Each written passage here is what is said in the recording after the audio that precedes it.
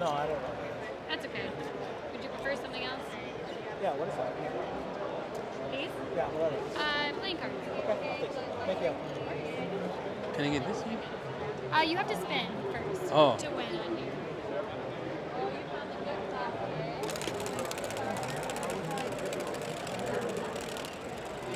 Oh, I am looking.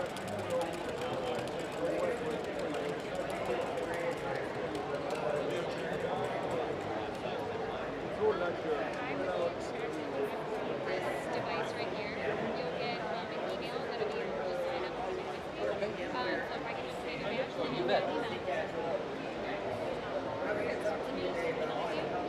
And then if you want BMUG Advantage, which you want to sign up today, there is a discount code on the back of that. All you have to do is just use it. That's what I'm looking for. Awesome. Perfect. Thank you so much. Of course, $7. Yeah, it's the pen. What?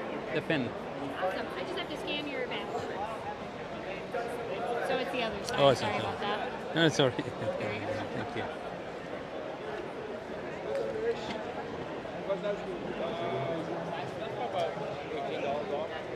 I think $200 a year. For what?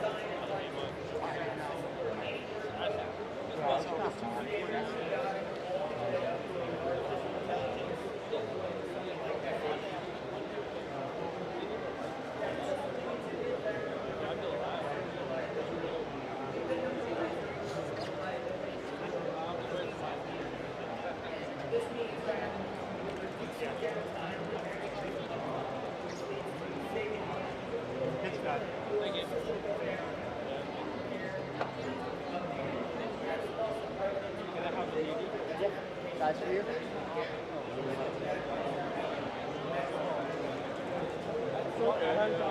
It's a line, so I just, What is the line? I thought it's a line, and I came Oh. back.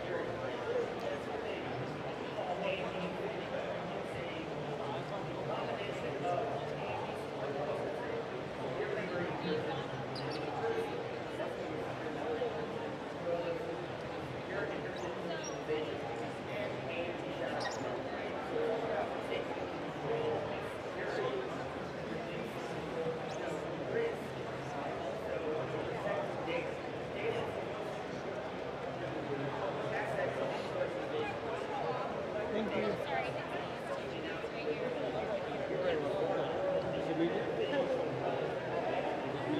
That's medium. Oh.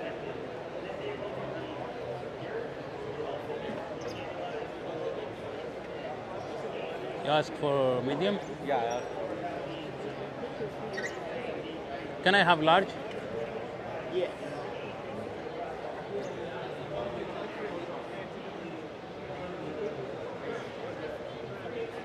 Thank you. You're welcome.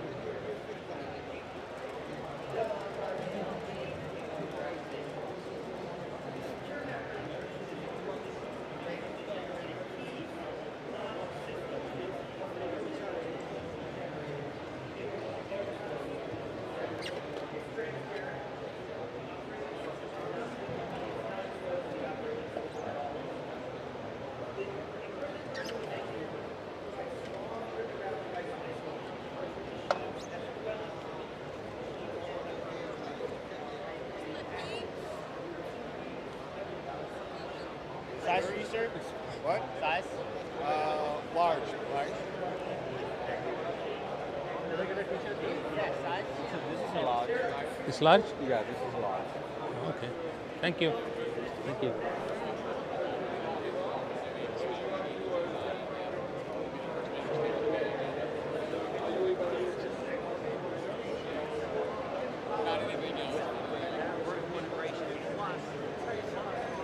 No, đi lắm. No, lên ngồi khoảng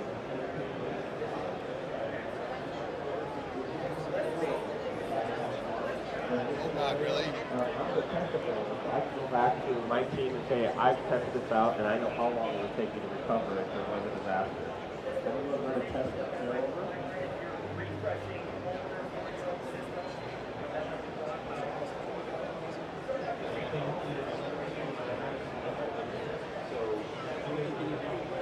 You said you have some in there? Yeah. Okay, cool. Running rail, Ansible, OpenShift? Not yet? Okay. And are you doing any insights with your RHEL to be able to do the analytic aspect? Oh, really? Okay, great. And that's wonderful. So in combination with when you're doing this, the Ansible automation really allows you to be able to provide the scalability and automate those tasks across your entire environment. It doesn't matter where you're doing this and how you're doing this, and if it's within the cloud or on-premise, it allows you to be able to take advantage of that so that you can do that with the cloud services. And the content certified by the consumers, the users, is phenomenal, being able to connect to a lot of the resources, APIs, workloads, hardware. We have a lot of that already proofed out so that you don't have to reinvent the wheel here. You can take the scripts, run the playbooks, be able to leverage all of that as well. That's how all of this interacts together, and how Red Hat prepares and get you into that very quickly, very fast. All right, so jumping back here to Microsoft SQL Server on Linux, Red Hat provides some really great support built in for Microsoft SQL Server. A lot of these features have come in over the last few years. Microsoft SQL Server has compatibility between Windows and Linux because both platforms since 2017 have been built using the SQL platform abstraction layer, or SQL PAL. So you're basically running 95% of the code is the same code, whether you're running on Windows or Linux. Even things like the Common Language Runtime, which allows you to run .NET Framework on Windows, actually exists on Linux. So if you're running CLR-based applications that you developed on Windows, you can't develop them on Linux, but you can run them on Linux, as long as they're within the CLR and used within SQL Server. Obviously, we've got some great features related to availability and security, and I already mentioned outstanding performance. There's a bunch of links here on performance, and if you check out my blog on redhat.com, you'll actually can read a bunch of different articles about SQL Server performance and how that works on Linux. But today we're really here to talk about management at scale. So, And to give you a demo. Yes, and to give you a demo. So, a big part of that is simplification of installation and configuration. That everything that we do is now done through the Ansible automation. And in fact, even if you just have Red Hat Enterprise Linux, you can try out Ansible automation just by using what's called Ansible Core, which is included in your RHEL subscription. And this will allow you to do enough to install SQL Server right out of the box without a full Ansible subscription. It won't let you go manage your VMware, and it certainly won't let you go manage your core switches if you've got Cisco equipment or something. But it will let you manage the RHEL side of things. So Red Hat Insights, we talked about before, it's that cloud service portion of your Red Hat Enterprise Linux subscription that provides information around, and we're going to get a demonstration of how that works and how that interfaces in. And then finally, we're not really going to demo today, but you do have the ability in Red Hat Enterprise Linux to integrate in with Active Directory, and you don't have to go and recreate identities just because you're migrating to Linux. So I mentioned that the Ansible Core is included with Red Hat Enterprise Linux, but there's another really key feature here, which is Ansible System Roles. And what Ansible System Roles are easily repeatable configuration scripts that let you deploy across multiple RHEL 7, RHEL 8, and RHEL 9 systems. It's basically going to simplify all the technical overhead of learning these things because you give it a bunch of parameters and it handles the work for you. Now, I'm not saying you shouldn't understand how Linux works, right, under the covers, but they can get pretty sophisticated, and it's really nice to have these tools to do some of this work for you, especially on a day-to-day basis. The last thing you want to do is do this stuff manually when you can write scripts to do it over and over.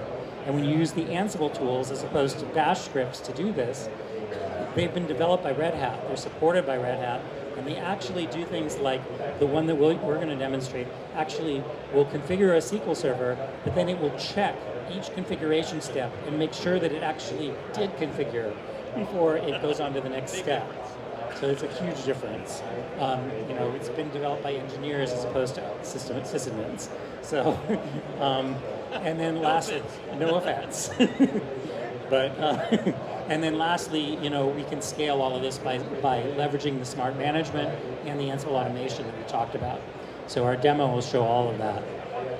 We have Ansible system roles that we ship today focused around security, operating system configuration, and workloads. And the two workloads that we currently support today are SAP and Microsoft SQL Server. Stay tuned because we're going to be supporting more workloads over the next year. With the SQL Server workload, we actually have a system role that can install and configure SQL Server. It can tune SQL Server, not just tuning the operating system for SQL Server, which it does automatically, but it can tune your storage layers for SQL Server as well, and notify SQL Server that you're using those tuned storage layers, which is even more important. And then it can also add in all the extras that Microsoft provides. So for example, SQL Agent, full text search, PowerShell for Linux, and SQL Server High Availability. And secure connections can be configured, so you can configure your TLS connections for your SQL Server and manage the keys for SQL Server using Ansible. The last thing that you will notice is not on here is always on availability groups. But believe it or not, on Monday we announced that we actually have in preview now on Ansible Galaxy the new version of this role that will configure always on availability groups on Linux and give you examples of how to use the RHEL high availability add-on configuration system role to actually configure the HA part. And that was the most requested feature among SQL Server DBAs. Oh yeah. Yeah. Yep. Yep. So let's take a look at a demo of how to do all of this in the Ansible Automation Hub. Johan Odell is one of our system architects out in Sweden and works with like every major Swedish company that you know, whether they make cars or they do retail furniture manufacturing. Yeah, like a G. And so he actually put this demo together. You'll see we're going to move through, we're going to configure VMware, SQL, RHEL VMs for VMware. We'll go ahead and deploy a SQL Server. We'll tune for SQL Server. We'll add in the metrics role for SQL Server, which is really cool, and will give us performance monitoring. And finally, we'll set up insights. So we'll see how all of this works here. First we're in the dashboard, and then he's going to go into a template that he's built to do this. He'll launch that template. He'll give his VM a name, and he'll set up some CPUs for it. I don't know about running a SQL Server in 3 gig of RAM. You can do it, and he's going to show you that on Linux you actually can do it, whereas on Windows maybe that's not such a good idea. But remember, it's the same SQL Server, so it's just operating system memory overhead. And then he'll kick this off, and you'll see here he's doing the vSphere deployment. So we're actually managing vSphere, telling it to go and deploy that VM. And when we're done with that, we're going to sync the inventory with Ansible so that it knows that that VM is configured. And then we'll go ahead, we'll add some Red Hat subscriptions. You can see now the VM is deployed, and we're here in the vSphere client. And you can see that it's powered on and running. We'll move back here, and he's syncing that inventory. He'll add those subscriptions and software repositories. He's going to fix some prerequisites for SQL Server. So those will be things like setting up the opening firewall ports, things that you have to do on a Linux system that has a built-in firewall. And then we'll go ahead and deploy SQL Server.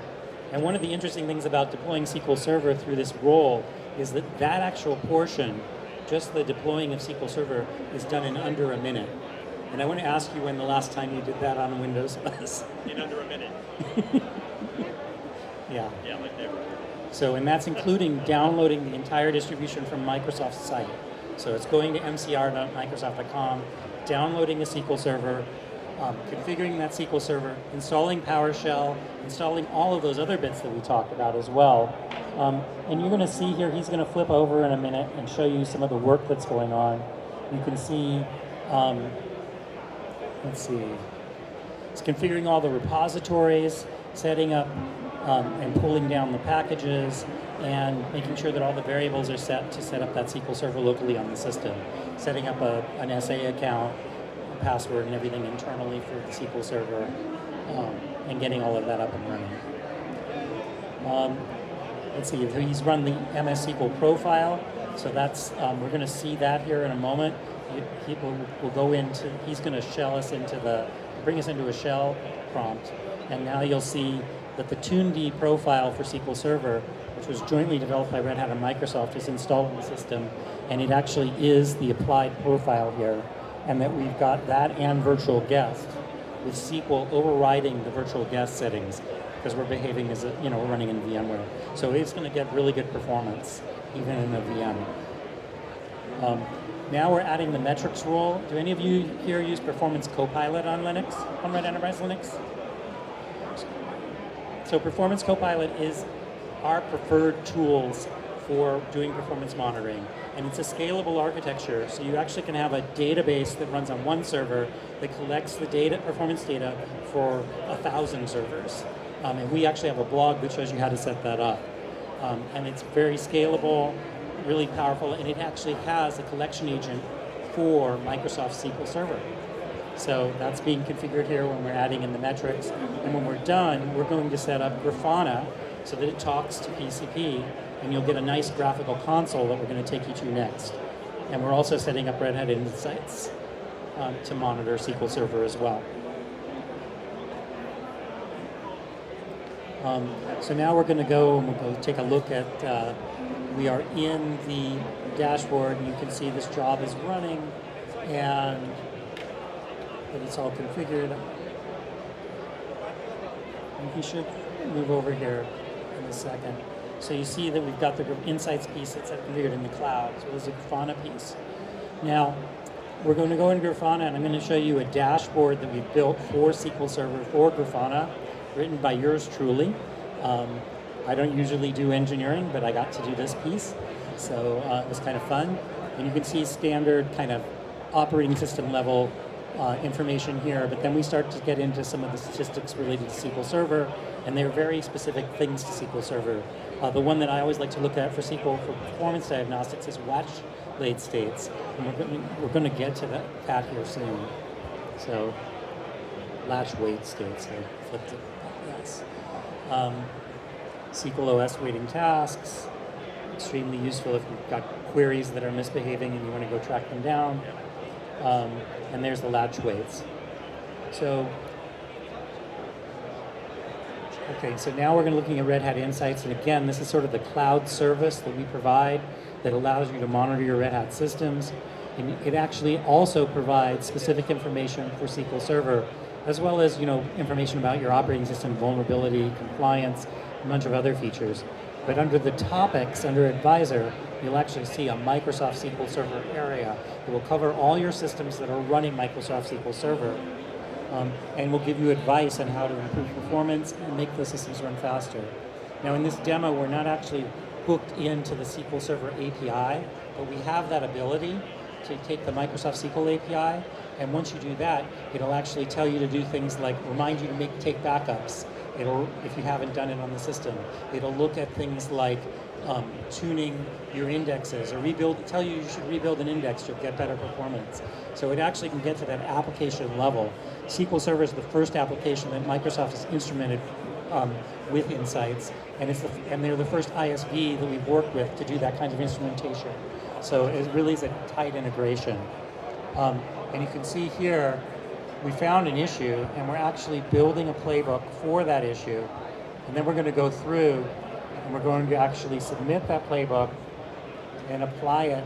You can see that it's not going to make my systems reboot, so I'm okay to do it, right? And now we've just taken, this could have been 100 systems, or it could be 2 systems.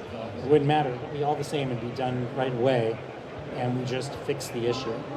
So in this particular case, it was, the storage system, file systems hadn't been mounted with the right mount options. And so it just took care of it for us. So thanks for your time today. If you have any questions, happy to answer them. We have one question right over there. Right. Did you build the VM through Ansible automation platform, or did you just deploy the OS? So we just had made a copy of the VM. You can build, you would typically build a VM using our image builder service, which is included also as part of your subscription.